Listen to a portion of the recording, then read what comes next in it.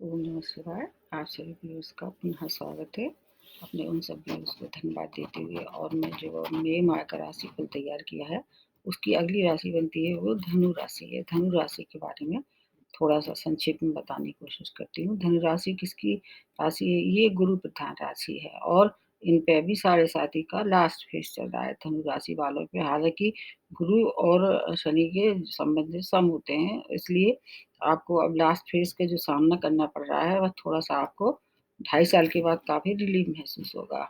अब अगर आपकी स्वयं की जो राशि स्वामी है, उनसे देखा जाए, तो वो आपके कहाँ है, इस समय धनु राशि वालों के 2nd भाव में इनका नीच भंग राजयोग का निर्माण हो रहा है। वहाँ पर शनि पहले से ही हैं और फिर उसके बाद 11 मई से शनि हो जाएँगे वक्री और उसके बाद 14 में से फिर गुरु भी वक्री हो जाएँगे, जो आपकी स्वामी राशि हैं।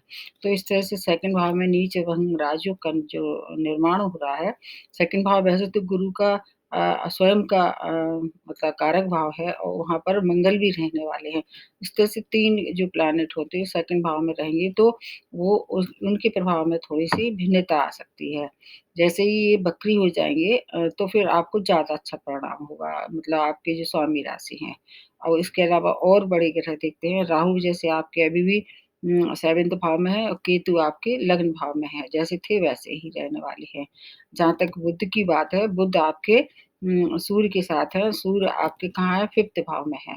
5th भाव सूर्य का स्वयं का कारक भाव है और ये रहने वाले हैं सूर्य 14 मई तक, लगभग 13-14 मई तक, फिर ये अपनी राशि बदल के शुक्र की राशि में और शुक्र के साथ आ जाएँगे। शुक्र आपके 6th भाव में है, तो शुक्र वैसे तो पूरे 12 ग्रहों में से 9 में से अच्छे फल देते हैं, लेकिन ये है कि जिस 6वाँ और 7वाँ और 10वाँ घर जो होता है ना शुक्र का, वो उसमें ज़्यादा अच्छे फल नहीं देते ये, तो इसलिए सूर्य से इनकी मित्रता भी नहीं है और इस समय बुध भी उनके साथ हैं, तो आपके 5वें भाव में बुध आदित्य योग का निर्माण हो रहा है और ये जो है बुध की पोज़ीशन 9 मई से बदल जाएगी।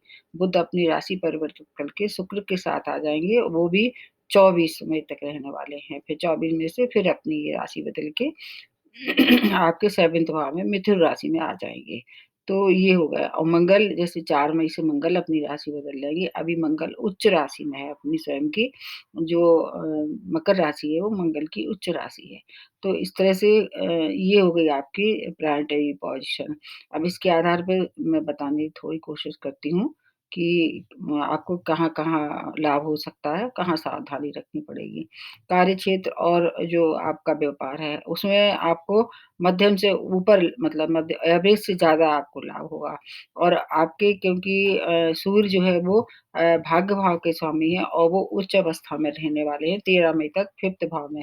तो भाग्य का पूर्ण सहयोग आपको प्राप्त होगा इस समय मतलब प्रद जो प्रसंग होंगे, अटके हुए होंगे भाग्य की वजह से उसमें संपूर्णता महसूस करेंगे और भ्रम की स्थिति से आपको ये बाहर निकालेंगे और आपको अपनी जो प्रतिभा है, आपकी जो पर्सनैलिटी है, उसको प्रेज़ेंट करने का पूरा अवसर प्राप्त होगा। उसकी वजह से आपके हर एक कार्य में आपको सफलता प्राप्त होगी। तो ये बुध की वजह से है। बुध जब शुक्र के साथ आके बैठ जाते हैं, तो उनकी जो शुभता है, वो उसमें वृद्धि हो जाती है और ये 9 में से बुध और शुक्र की जो युति बनेगी आपके 6th भाव में, उससे आपको काफ़ी लाभ होगा। आपकी इस वजह से आर्थिक स्थिति भी सामान्य से बेहतर होगी, लेकिन आपको इन्वेस्टमेंट से बचना होगा। अगर आप इन्वेस्टमेंट करने के इच्छुक थे या उसमें आपका रुझान था, तो वो थोड़ा-सा आपको रुकना चाहिए। और जहाँ तक प्रेम प्रसंग वाली बात है, तो वो आपका जैसा था वैसा ही रहेगा और अभी विवाह में परिणत होने की कम संभावना है। फैमिली रिलेशन भी आपके थोड़े-से मिले-जुले रहने वाले हैं। मतलब आपके जो घर के लोग हैं, उनसे आपकी थोड़ी-सी अनबन हो सकती है बीच-बीच में। उसकी वजह से क्या होगा, आपको मानसिक क्लेश बढ़ सकता है। तो इस तरह से मतलब मिले-जुले आपको परिणाम मिलेंगे इस महीने क्योंकि साढ़े साती का भी आप पर प्रभाव रहने वाला है। शिक्षा और संतान की जहाँ तक है बात, ये औसत से अधिक रहने वाले हैं। मतलब आपको अच्छी उपलब्धियाँ प्राप्त होंगी क्योंकि 5th भाव में बुध आदित्य योग का जो निर्माण हो रहा है और सूर्य का कारक भाव भी है वो। तो इसलिए वो उसमें आपको ज़्यादा सफलता की उम्मीद लगाना चाहिए। फ़ौज और अगर स्पोर्ट्स से संबंध आप रखते हैं, तो आपके जो कार्य क्षेत्र है, उसमें भी आपको विशेष सफलता प्राप्त होगी। और इसके अलावा अगर कॉम्पिटिशन फेस कर रहे थे, तो वो भी सफलता की पूरी संभावना इस समय बनी है सूर्य की वजह से। स्वास्थ्य भी आपका मध्यम रहने वाला है और संतान की तरफ से आपको अगर कोई चिंता थी, तो वो भी इस समय समाप्त हो सकती है। कुल मिला के ये कि काफ़ी बेहतर समय है, जैसे साढ़े 7 में लोग डरे हुए होते हैं, आपको बिल्कुल डरने की आवश्यकता नहीं है क्योंकि नीच भंग जो राजयोग बन रहा है, उसकी वजह से शनि की जो अशुभता है उसमें काफ़ी कमी हो रही है। मंगल भी उच्च राशि में वहाँ रहेंगे और गुरु अपनी नीच राशि में रहने के साथ-साथ शनि की अपनी ही राशि में मतलब स्वराशि में रहने से उसकी जो नीचता है शनि बृहस्पति की, उसमें आपको ज़्यादा हानि नहीं होगी। एक तो आपके स्वामी राशि भी है, ऊपर से उनका भाव भी अच्छा है, दूसरा भाव उनका कारक भाव होता है। तो आप अगर आपको फिर भी कोई परेशानी है, तो आप शनि की आराधना कर सकते हैं, पीपल के वृक्ष की परिक्रमा कर सकते हैं और केले का दान उस समय करें, तो आपको ज़्यादा लाभ होगा।